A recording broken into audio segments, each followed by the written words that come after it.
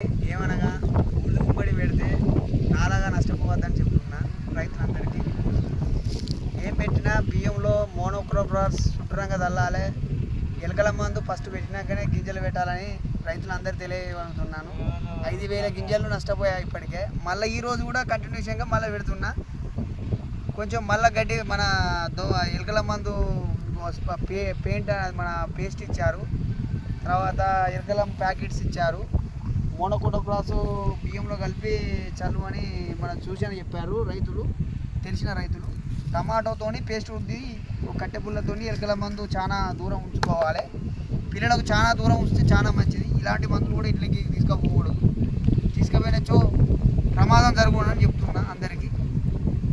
ఎవరైనా కానీ ఎలకల మందు ఇంట్లో ఉండద్దు. ఏ మందు అయినా కానీ మనం స్ప్రే చేసే మందు కూడా బాయిల దగ్గరనే ఉంచుకొని చల్లుకొని మనం సబ్బు పెట్టి బైకాన కడుక్కొని ఇంటికి వెళ్ళి పిల్లల్ని ముట్టుకోవాలి. స్నానం చేసినాక స్నానం చేసి ముట్టుకుంటే పిల్లలకి ఇన్ఫెక్షన్ అవుతుంది, మనకి ఇన్ఫెక్షన్ అవుతుంది.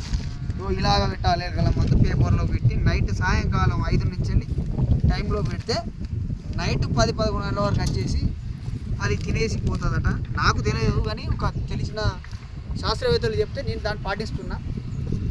ఇటు నర్సంపేట సైడ్ జరిగిన స్టోరీకి మనం వచ్చి ఇక్కడ గుర్తుపడిగా పెట్టడం జరిగినచో నష్టమైంది. అయినా శ్రమించకుండా కష్టపడైనా మళ్ళా గింజలు తీసుకొచ్చి పెడుతున్నా.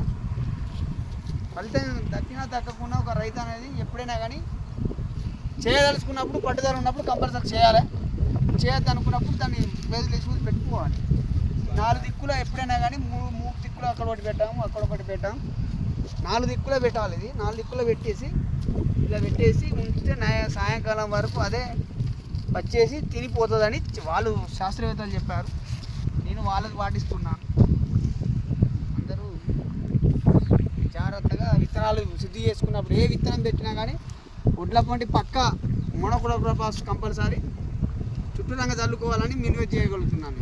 ఎందుకంటే ఒకవేళ చల్లంచో ఏ గింజ అయినా ఉడతలైనా కానీ ఏవైనా కానీ తినేందుకు సిద్ధంగా ఉన్నాయి.